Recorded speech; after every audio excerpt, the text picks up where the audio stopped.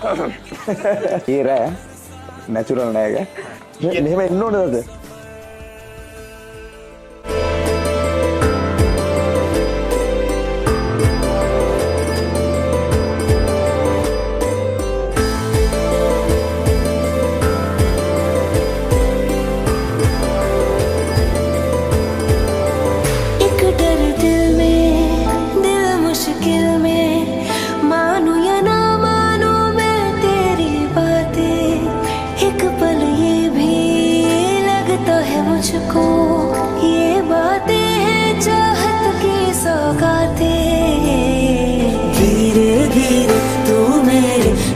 में आया रे तुझको ही तो चुपके से मन में आया रे धीरे धीरे तू मेरे लफ्ज़ों में आया रे तुझको ही तो चुपके से मन में आया रे ඊරෑ 2025 ළමයිගේ රිසල්ට් එළ තිබ්බා. ඉතින් සුපුරුදු පරිදි අපේ පන්තියෙන් ලංකාවේ පළවෙනියා, දෙවෙනියා, හතරවෙනියා, 10 වෙනියා ඇතුළුව ලංකාවේ පළවෙනි 10න් 4 දෙනෙක්, දිස්ත්‍රික් ප්‍රථමයන් 7 දෙනෙක් අපේ රිසල්ට් ෂීට් එකට එකතු කරන්න පුළුවන් වුණා. ඉතින් ඒ අතරින් ප්‍රමුඛ පෙළේ රිසල්ට් ගත්ත කිහිප දෙනෙක් අද අපිට රිසල්ට් කියන්න ඇවිල්ලා තිබුණා. ඉතින් ඒ අති දැවැන්ත ප්‍රතිඵලය ඇතුලේ මට යෝධ හයියක් වුණේ අමිල සර් ගිහන්ස. මම ඒ ගුරුවරු දෙපළටත් මේ වෙලාවේ මෙතෙන්ට ආරාධනා කළා මේ විශිෂ්ට ප්‍රතිඵලය දාන්න. ඉස්කෝලවල ගුරුවරු සෑහෙන සපෝට් එකක් දුන්නා. එයාලා සමහරලාට අපිටත් වඩා මහන්සි වුණා. ඉතින් ඒ ප්‍රතිඵලයේ සෑහෙන ප්‍රමාණයක් ඒ ගුරුවරුන්ට අයිති. ඒ වගේම ඒ දක්වා උගන්වපු ගුරුවරු හැමෝටමත් අයිති. විශේෂයෙන්ම දෙමාපියන්ට ඊටත් වඩා අයිතියක් තියෙනවා. කොහොම වුණත් මෙයාලා දැන් දිනලා ඉන්නේ. ඉතින් අපි බලමු මේ ළමයි කොහොමද දින්නේ? කොහොමද මේ ලංකාවේ පළවෙනි වුණේ? කොහොමද දෙවෙනි වුණේ? කොහොමද දිස්ත්‍රික්ක පළවෙනි වුණේ? අපි අහලා බලමු එක එක්කෙනාගේ. ඉතින් අපේ මේ රිසල්ට් අතර විශේෂම රිසල්ට් එකක් තමයි ලංකාවේ පළවෙනි. අපි අහලා බලමු ලංකාවේ පළවෙනියගෙන් මොකද්ද නම, පාසල, ඊට පස්සේ කොයි කාලෙද අපි පන්තියට ආවේ? පොඩ්ඩක් අහලා බලමු. මගේ නම WMD ඊශානි මනෝදා. මගේ ඉස්කෝලේ වේයන්ගොඩ බණ්ඩාරනායක මධ්‍ය විද්‍යාලය. එතකොට මගේ රෑන්ක් එක island first bio system technology වලින්. මම සර්ගේ ක්ලාස් ආවේ ඇත්තටම O level රිසල්ට් එන්න කලින් O level ඉවර වෙච්ච ගමන් මම ඊළඟ සතියේ ඉඳන්ම ක්ලාස් එන්න පටන් ගත්තා සර්ගේ. හරි. ඉතින් අපේ පන්තියේ විවිධාකාර පේපර් තියෙනවා. ඉතින් මේ පේපර් වල තාමත් ඉහළ දක්ෂතා දක්වපු කෙනෙක් තමයි ඉශානි කියලා කියන්නේ. ඉතින් ඒක නිසා අපි රිසල්ට් එන්න කලින් ඉඳන්ම ඉශානි ලංකාවේ පළවෙනි වෙයි කියලා හිතන් හිටියා. අපි පෝස්ට් එකක් කලින් හදලා තිබ්බේ. කලින් ෆොටෝ එකක් ගහගෙන හිටියේ. ඉතින් අපිට මෙයාගේ අහන්න පුළුවන් මෙයා O level වලට ඒ 9ක් දාලා ළමෙක්. මෙයා මේ කාල සීමාව තුළ කොහොමද පිළිවෙලට වැඩ ටික කරගෙන ගියේ? කවදාවත් අර වැටිලා ඉඳලා ආය නැගිටලා එහෙම නෙවෙයි. කන්ටිනියු වැඩ කරගෙන ගියපු ළමෙක් තමයි ඉශානි කියලා කියන්නේ. කොහොමද ඉශානි මුලින් ඉඳලා අගට යනකම් පිළිවෙලට වැඩ කරේ? මම සර්ගේ මන්ත්ලි මීටින් වලට ඔක්කොටම වගේ සහභාගී වුණා. එතකොට එතනදී සර් කියනවා කොහොමද පාඩම් කරන්න ඕනේ කියලා. ඒකෙදි සර් කියනවා සර් පාඩම් කරපු විදිහ ඇත්තටම කියන්නේ දවස් විනාඩි 20 කෑලි වලට බෙදාගෙන ඊට පස්සේ එතන විනාඩි 5ක ඉන්ටර්වල් එකක් තියාගෙන එහෙම පාඩම් කරන්න කියලා. එහෙම තමයි මම ගොඩක් වෙලාවට පාඩම් කරේ. එතකොට ඉස්සෙල්ලම මම කරන්නේ කලින් දවසේ රෑ මොකද්ද කරන්න ඕනේ ඊළඟ දවසේ කියලා පිළිවෙලට හදා ගන්නවා to do list එකක්. ඊළඟට මම ඊළඟ දවසේ නැගිටලා ඒකේ ඔක්කොම ටික ටික් කරන එක තමයි මගේ නිකන් අරමුණ වගේ තියෙන්නේ. එක් වෙලාවක් මොකක් හරි දෙයක් මිස් වුණොත් එහෙනම් මම කරන්නේ සර් කියපු විදිහට සර් කියලා තියෙනවා ඒක ඒ කියන්නේ සතියේ එක දවසක් තියාගන්න. ඒ දවසේ ඒ කරගන්න බැරි වෙච්ච වැඩ ටික කරගන්න තියාගන්න කියලා ඒ විදිහට තමයි මම වැඩ ටික කරගත්තේ.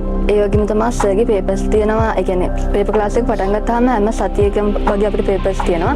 එතකොට ඒ පේපර්ස් වලට අපි පාඩම් කරලා යනවා. මොකද පන්තියේ ලොකු තරගයක් තියෙනවා. ඒ තරගෙට මුණ දෙන්න නම් පාඩම් කරලා තියෙන්න ඕනේ අනිවාර්යෙන්ම. ඒ හින්දා අපි පාඩම් කරන එක දිගට ඒ හින්දාත් ඒකත් මට ලොකු ශක්තියක් වුණා මේ වගේ රෑන්ක් එකකට එන්න.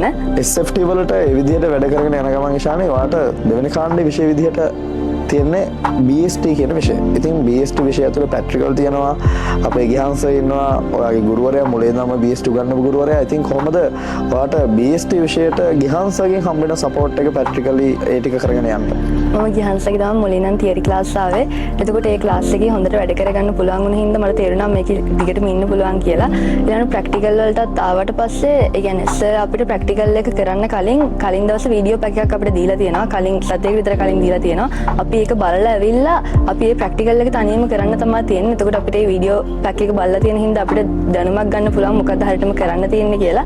එතකොට ඒ හින්දාත් අපිට ලොකු ශක්තියක් වුණා. ප්‍රැක්ටිකල් ගයිඩ් එක දිහා බලලා ඇවිල්ලා ප්‍රැක්ටිකල් එක කරනකොට වඩා වීඩියෝ එකක් බලලා ඇවිල්ලා කොහොමද ප්‍රැක්ටිකල් එක හරියටම කරන්න කියලා තේරුම් අරන් ඇවිල්ලා ප්‍රැක්ටිකල් එක කරන එක ඇත්තටම අපිට ලොකු ශක්තියක් වුණා. ඒකෙන් අපිට ප්‍රැක්ටිකල් එක හොඳට කරගන්න පුළුවන් වුණා. මං හිතන්නේ ඔක්කොමලටම වගේ. අපේ ලංකාවේ පළවෙනියා ඉශානිගේ දෙපැත්තෙන් දෙවෙනියා, හතරවෙනියා, 10 වෙනියා ඉඳගෙන ඉන්නවා. ඉතින් මේ මම එයාලත් එක්ක කතා කරන ගොඩක් දේවල් තියෙනවා. අපි පොඩ්ඩක් යමු පිරිමි ළමයෙක් ගාවට. ඉන්නවා අපේ නුවර දිස්ත්‍රික්කේ පළවෙනියා ഘോഷිත. ඉතින් ഘോഷිත මොකද්ද ඉස්කෝලේ මොකද්ද රෑන්ක් එක අපි පොඩ්ඩක් කියලා යමු. මගේ නම ഘോഷිත ඩිලංග නිශ්ශංක. මගේ පාස් වුණේ මහනුවර සිල්වෙස්ටර් විද්‍යාලය. මට 2025 එළවලු විභාගයෙන් මහනුවර දිස්ත්‍රික් ප්‍රථමයා දිවයිනේ 32 වෙනි ස්ථානය ලබා ගැනීමට හැකි වුණා. ഘോഷිත අපේ පන්තියේ ඉන්නේ අයියත් එක්ක. අයියත් අපේ පන්තියේ වෙලා හොඳ රෑන්ක් එකක් දාලා විශ්වවිද්‍යාල ගත වුණ කෙනෙක්. ඒක නිසා මෙයා අපි මුලදී අඳුර ගන්නවා. මෙයා හොඳට වැඩ කරන ළමයෙක් විදිහට අඳුර ගන්නවා. හැබැයි A level කාල සීමාව තුළදී ළමයෙකුට වෙන්න පුළුවන් ලොකුම ප්‍රශ්න වලින් එකට යා මුහුණ දෙන්න. ඒකත් එක්ක කොහොමද මේ ප්‍රශ්න මොකද්ද? ඒකත් එක්ක කොහොමද ഘോഷිත A level ටික හරියට කරගත්තේ දිස්ත්‍රික්ක පළවෙනි වුණේ? උස කිව්වා වගේ මම එළවලට ආවත් එක්කම හොඳට පන්තියේ වැඩ ටික කරගෙන ගියා. ඒත් අවසාන අන්තිමේදී මගේ තාත්තා හොඳට මින්ගුණා. ඉතින් ඒ එක්සෑම් කාලය අතරතුර ඒත් එක්කම ඉතින් ලොකු ප්‍රශ්න ගොඩක් ආවා. ඉතින් ආර්ථික ප්‍රශ්න සහ අම්මත් ඔක්කොම වගකීම් පවර ගන්න සිද්ධ වුණා. ඉතින් ඒවත් එක්ක ඇත්තටම ගුරුවරු සහෝදර සහෝදරියෝ නෑදෑයෝ ගොඩක් උදව් කරා මගේ අධ්‍යාපන කටයුතු ඉස්සරහට කරගෙන යන්න. ඉතින් ඒවත් ඒ බාධක මැද ඉතින් මම හොඳින් එක්සෑම් එකට මුහුණ දුන්නා. ඉතින් ඒකේ අවසාන ප්‍රතිඵලය වශයෙන් මට මහනුවර දිස්ත්‍රික් ප්‍රථමයා වීමට හැකි වුණා. ඉතින් මට ඒ හැමෝගෙම බලාපොරොත්තු ඉෂ්ට කරන්න පුළුවන් වුණා. මම ඉතින් මට කරන්න පුළුවන් උපරිමයෙන් කරා කියලා මම හිතනවා. ඉතින් ഘോഷිත ඉංජිනේරු තාක්ෂණ වේදයේ තමයි දෙවන විශ්වවිද්‍යාලය හදාරන්නේ. ඉතින් අපේ අමිලස තමයි ഘോෂිතට මුලින් ඉඳන්ම ඉංජිනේරු තාක්ෂණ වේදය උගන්වන්නේ. ඉංජිනේරු තාක්ෂණ වේදය කියලා කියන්නේ ටිකක් අමාරු විෂයක්, ප්‍රැක්ටිකල් තියෙන විෂයක්, හරි අමාරුවෙන් කරගෙන යන විෂයක්. කොහොමද ඔයාලට අමිලසගේ හම්බුන සපෝට් එක ඒ විෂයට එකක් දාන්න නැත්නම් හොඳ රිසල්ට් එකක් දාන්න? ඔව් ඉතින් මට ET වලට ඒකක් ලබා ගන්න හැකි වුණා. ඉතින් ඒකට අමිලස ලොකු ශක්තියක් වුණා.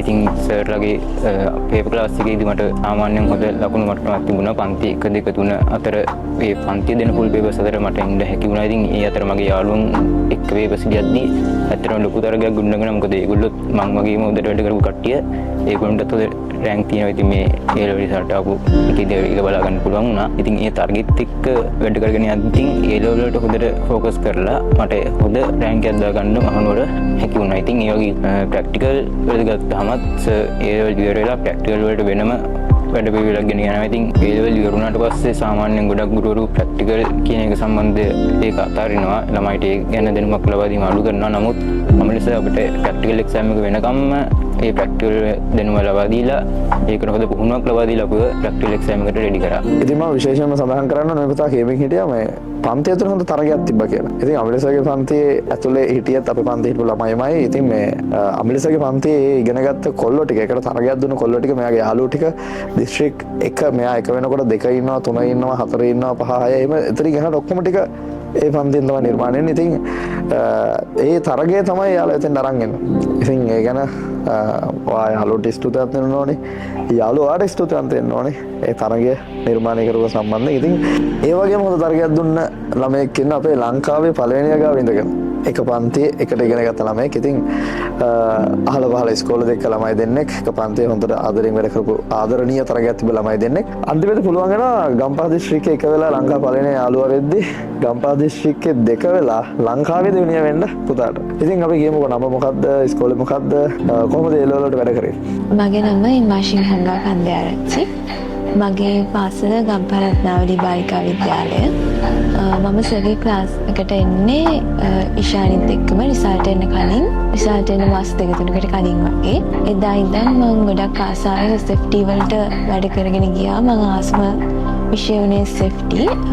මම අවුරුද්දක් විතර වැඩ කරගෙන යනකොට මට තේරුණා මගේ එක සබ්ජෙක්ට් එක පසුබෑමක් තියෙනවා කියලා.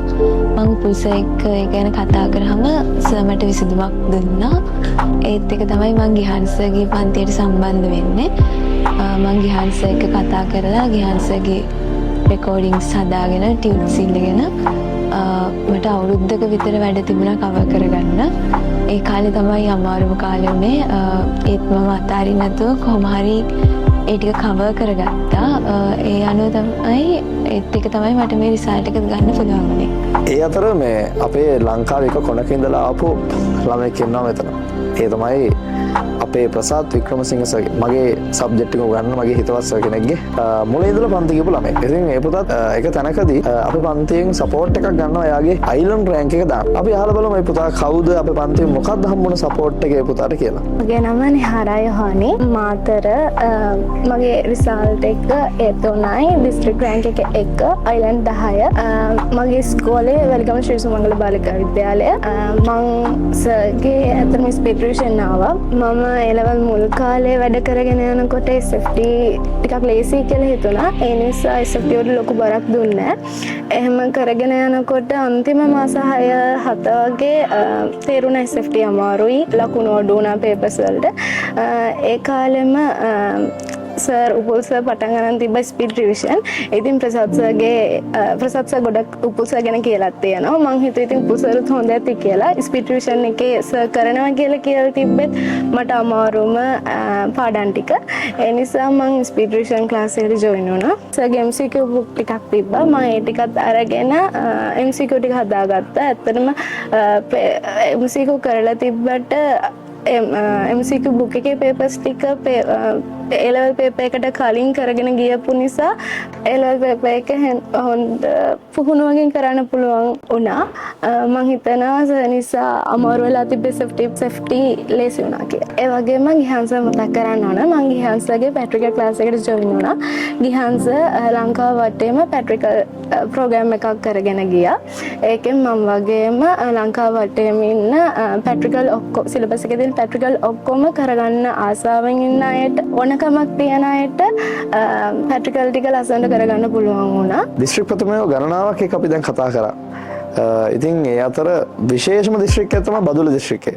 බදුල්ල දිස්ත්‍රික්කයේ අවුරුදු කිහිපයකම දිස්ත්‍රික්කයේ පළවෙනි අපේ පන්තියේ හිටියේ. ගිය අවුරුද්දේට කලින් අවුරුද්ද ඉතින් මේ අවුරුද්දෙත් බදුල්ල දිස්ත්‍රික්කයේ පළවෙනි ඉන්න. ඉතින් අද ඒ පුතාට සම්බන්ධ වෙන්න බැරි වුණා. ඒ වගේම ටිකක් දුර බැහැර දිස්ත්‍රික්කයක ප්‍රථමයක් ඉන්නවා. පොළොන්නරුව දිස්ත්‍රික්කයේ පළවෙනි. පොළොන්නරුව දිස්ත්‍රික්කයේ දෙවෙනිව අපේ ඕන තරම් ඉඳලා තියෙනවා. හැබැයි පොළොන්නරුව දිස්ත්‍රික්කයේ පළවෙනි එක විදිහට පළවෙනියටම දිස්ත්‍රික්කයේ පළවෙනි වෙන පුතා තමයි පන්තියෙන් අද මෙතන වෙලා ඉන්නේ. අපි ඒ පුතාගෙන් අහලා බලමු. මොකක්ද නම? මොකක්ද පාසල? කොහොමද අපේ පන්තියට සම්බන්ධ වුනේ? මගේ නම AG රෝෂිත් ගුණරත්න. මගේ පාසල උනේ පොළොන්නරුව පළවස් දමන මහා විද්‍යාලය. මට ඒ සාමර්ථ්‍ය 3ක් අරගෙන පොළොන්නරුව පොළොන්නරුව දිස්ත්‍රික්කයේ ප්‍රථම ස්ථානයේ දිනා ගන්න පුළුවන් වෙනවා. පෙළ ආධාරණ අරගෙන සාමාන්‍යයෙන් පළවෙනි වසර ඉවර වෙනකොට තමයි මට සර්ව හම්බෙන්නේ. මට යාළුවෙක්ගේ මාර්ගයෙන් තමයි මට සර්ව හම්බුනේ. මට ඔන්ලයින් ක්ලාස් විතරයි සර්ගේ සම්බන්ධ වෙන්න පුළුවන් වුණේ. මම ෆිසිකල් ක්ලාස් ආවේ නැහැ. මම මුලදී සර්ගේ ක්ලාස් එකට ගොඩක් ආසාවෙන් මම සර්ගේ ක්ලාස් එකට ගියා. SFT කියන සබ්ජෙක්ට් එක සාමාන්‍යයෙන් මුලින් ඉඳන්ම අවුලක් නැතුව තිබ්බ එක. මැද හරියේදී අමාරු කොටස් වුණත් සර් හින්දා ගොඩක් ලේසි වුණා. මට යාළුවෙක්ගේ මාර්ගයෙන් තමයි මට සර්ව හම්බෙන්නේ. මුල් හරියේදීම සර් කියලා දෙන විදිය සර්ගේ ගණන් පැටර්න් එක ඔක්කොම මට සෙට් වෙන විදිහට තිබ්බා. මම එතකන් ඉගෙන ගත්ත දේවල් එක සර් ගන්නපු ඒවත් ගොඩක් මට ඉක්මනට තේරුම් ගන්න පුළුවන් වුණා. ඒ විදිහට කරගෙන යනකොට මැද හරියේදී ආර්ථික ප්‍රශ්න හින්දා මට සර්ගේ ක්ලාස් එකට යන්න බැරි වෙනවා. මට පන්තිය හඳුන්වලා දීපේ යාළුවම ආයෙ උදව් කරලා මට මේ පන්තියට යන්න පුළුවන් වෙනවා. මම ඇත්තටම එයාගේ ක්ලාස් එකට තමයි ගියේ. ඒතකොට සර් කරගෙන හිටියේ ස්පීඩ් රිවිෂන්. මම එතකන් පාඩම් කරපු කරුණුත් එක්ක සාමාන්‍යයෙන් පාඩම් කරනවට වඩා සර්ගේ ස්පීඩ් රිවිෂන් එකේ ඉන්නකොට මට ගොඩක් කරුණු මගේ ඔළුවට දාගන්න පුළුවන් වුණා. ඉතින් පාඩම් කරනවට වඩා සර්ගේ ස්පීඩ් රිවිෂන් එකේ ඉඳලා වැඩ ටික කරගෙන අනිත් දවසට ඒවා මතක් කරගත්තාම සාමාන්‍යයෙන් පාඩම් කරාට වඩා ලොකු දෙයක් ඔළුවට ගියා වගේ දැනෙනවා. ඒ විදිහට තමයි මම දිස්ත්‍රික් ප්‍රථමයා වෙන්න වැඩ ටික පිළිවෙලට කරගෙන ගියේ. ඒකට මට සර්ගේ පන්තියෙන් ලොකු සහයෝගයක් හම්බුණා. ලංකාවේම 4 වෙනියා කෑගල දිස්ත්‍රික්කයේ පළවෙනියා. මේ පුතාගේ විශේෂත්වය මෙයා නියෝජනය කරන්න එක්කෙනෙක් නෙවෙයි 4 දෙනෙක්. මෙයාලා මට මතක හිටිනවා පළවෙනිම දවසේ පන්තියට ආපු. හේතුව මෙයාලා වෙලා මට කතා කරන පන්ති ඉවරලා 4 දෙනෙක්. ඒ 4 දෙනාගෙන් දෙන්නෙක් 9S දාපු කට්ටිය. ඒ වගේම එක්කෙනෙක් 8ක් තියෙනවා. අනිත් කෙනාට 6ක් තියෙනවා. පන්ති ඇතුලේ දකින්න මෙයාලා උමනාවෙන් වැඩ කරනවා. ඉතින් මම අහලා බලනවා මොකද්ද මේ පන්ති මාරු කරන්න හේතුව? මොකද සාමාන්‍යයෙන් හොඳ ඕලේ රිසල්ට් එකක් දාලා ආපු වැඩ කරන ළමෙක් ඕනෑම පන්තියක වැඩ ටික පිළිවෙලට කරගෙන යනවා. ඉතින් අපි අහලා බලමු මේ පුතාගෙන් ඇයි අපේ පන්තියට ආවේ? ඒ පුතා කවුද කියලා. මගේ නම තිසාරා තෙන්නී නාරත්න. මගේ පාසල කෑගල ශාන්ති ජෝසප් බාලිකා මහාවිද්‍යාලය. මමයි මගේ යාළුවෝ 3 දෙනයි. අපි 3 දෙනාම A-level පටන් ගත්තේ අපි 4 දෙනාම A-level පටන් ගත්තේ ලංකාවේ රෑන්ක් එකක් දාලම කැම්පස් යනවා කියලා. ඒකට අපි තෝරගත්ත පන්තියේ වැඩපිළිවෙල ප්‍රමාණවත් මදි කියලා හිතුණා. ඒක අපිට තේරුම් ගන්නත් මාස 8ක් විතර ගියා. මේ එතකොට අර SFT සබ්ජෙක්ට් එක වැඩ ගොඩ ගැහිලා එහෙම තිබ්බ හින්දා අපිට තේරුණා එහෙම දිගටම කරගෙන ගියොත් අපිට රෑන්ක් එකක් දාන්න වෙන්නේ නැහැ කියලා. ඒක හින්දා අපි බැලුවා ඒ පන්තිය නවත්තලා වෙන පන්තියක් හොයගෙන ඉන්නකොට තමයි උපුල් සර් හම්බුනේ. මේ උපුල් සර්ගේ පළවෙනි දවසේම පන්ති ගිහිල්ලා සර් අලුතෙන් එන අයට කතා කරනවා. ඒ කතා කරද්දී සර් අපෙන් අහලා අපේ රිසල්ට් අහලා එතකොට සර් එදාම කිව්වා අපි කට්ටියන්ට අනිවාර්යෙන් රෑන්ක් එකක් දාන්න පුළුවන් මේ හොඳට වැඩ කරගෙන ගියොත් සර්ගේ වැඩ පිළිවෙලට ඒ විදිහට වැඩ කරන් ගියොත් රෑන්ක් එකක් අනිවාර්යෙන් දාන්න පුළුවන් කියලා අපි සර් විශ්වාස කරලා ඒ විදිහට වැඩ ටික කරගෙන ගියා. හැමතිස්සෙම එක දිගට අර එකම විදිහට වැඩ කරන් ගියෙත් නෑ. වැටෙනවා මේ අය අප් වෙනවා එහෙම වෙලාවල් තිබ්බා. ඒ වැටෙන හැම වෙලාවෙම සර් කතා කරලා නෑ ඔයාලා මේක මෙහෙම කරන්න කියලා අපිත් එක හැමතිස්සෙම උදව්වට හිටියා. ඒක හින්දා අපිට සබ්ජෙක්ට් එක ගාන මේන්ටේන් කරන් යන්න පුළුවන් වුණා. පිළිවෙලට වැඩ ටික කරගෙන යන්න පුළුවන් වුණා. සර්ගේ ප්‍රෝග්‍රෑම් ගොඩක් තිබ්බා. මන්ත්ලි මීටින් තියෙනවා, ස්පීඩ් රිවිෂන් තියෙනවා. එතකොට පේපර් ක්ලාස් එක තමයි ගොඩක්ම වටින්නේ. පේපර් ක්ලාස් එකේ රෑන්කින් දෙද්දී රෑන්ක් අතරේ දැන් ක්ලාස් එකේම තරගයක් තියෙද්දි මම ඇත්තටම මුල් කාලේ රෑන්ක් අතර හිටියේ නැහැ. එතකොට දැන් මගේ යාළුවෝ ටික රෑන්ක් අතර හිටියා. එතකොට දැන් මටත් ආසාවක් තිබ්බා කොහොම හරි රෑන්ක් අතරට එන්න ඕනේ කියලා. සර්ගේ අර රෑන්කින් ලිස්ට් එක පළවෙනි 25 සර් කියනවා ස්පීඩ් රිවිෂන් එකේදී ඒක අහන්න මගේ නම ඒකේ අහන්න ආසාව තිබ්බ හින්දා මම අන්තිම කාලේ තමයි වැඩ කරේ. අන්තිම කාලේ මම කොහොම හරි 25 අතරට එනවා කියලා අදිෂ්ඨාන කරගෙන කොහොම හරි වැඩක් කරා. අන්තිම කාලේ එක දිගට රෑන්ක් අතරට එන්න පුළුවන් වුණා මමයි මගේ යාළුවෝ තුන් දෙනාමයි. හිතුවා වගේම අපි හතර දෙනාටම දිස්ත්‍රික්කේ මුල් පහ අතරේ රිසල්ට් එකක් දාලා හොඳ ප්‍රතිඵලයක් ගන්න පුළුවන් වුණා. උස අපිට SFT විෂය ඒ සමාර්ථයකට අරගෙන යන්න පුළුවන් විදියට උදව් වුණේ. තිසාරට මතකද දන්නේ අපි අවසාන කාලේ වෙනම ගෲප් දෙකක් හදලා තිබ්බා. ET ගෲප් එකයි BST ගෲප් එකයි කියලා. මොකද මෙතන යාළුවෝ හතර දෙනා එක්කෙනෙක් ET. අනිත් තුන් දෙනා BST. ඉතින් මේ කට්ටියගේ SFT විෂය අප්පල එනකොට මම දැක්කා ET BST වල දුර්වලතා ටිකකුත් දැක්කා. ඉතින් අමිල සර් ගිහන් සර්ත් අවසාන මාස කිහිපේ මේ කට්ටියගේ විෂයන් ටිකේ අවුල් තිබ්බ තැන් අඩුපාඩු තිබ්බ තැන් මගහැරිච්ච තැන් කවර් කරගන්න, ඒ වගේම පේපර් ලියලා මෙයාලගේ නියම තැන බලා ගන්න, පේපර් ලියන විදිහ ගැන අවබෝධයක් ගන්න සපෝට් එකක් දුන්නා. ඒ ගැන අපි පොඩි සටහනක් තියමු පුතා. ගිහන් සර් ඇත්තටම අපි BST සබ්ජෙක්ට් එක අපි තුන්දෙනාගේම ගොඩ පහලින් තිබ්බේ. තියරි දැනුම එහෙම තිබ්බෙම නෑ. පුල්ස තමයි අපිට ගිහන් සර් අඳින්නලා දුන්නේ.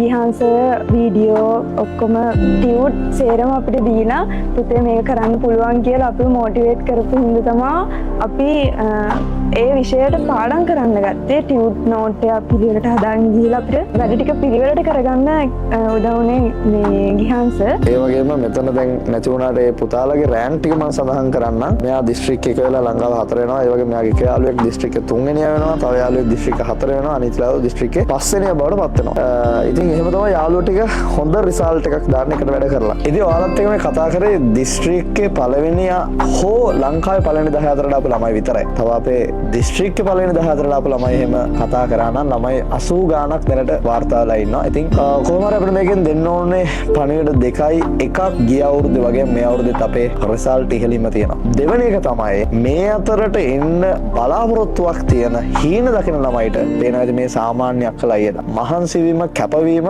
ඌමනාව තමයි එතන තියෙන්නේ. අන්න ඒක තියාගෙන වැඩ කරන්න ඔයාලටත් මේ අවුරුද්දේ ලබන අවුරුද්දේ හෝ ඊග අවුරුද්දේ එන්න පුළුවන්. එහෙනම් ජය වේවා හැමෝටම. धीरे धीरे तू मेरे लफ्ज़ों में आया रे.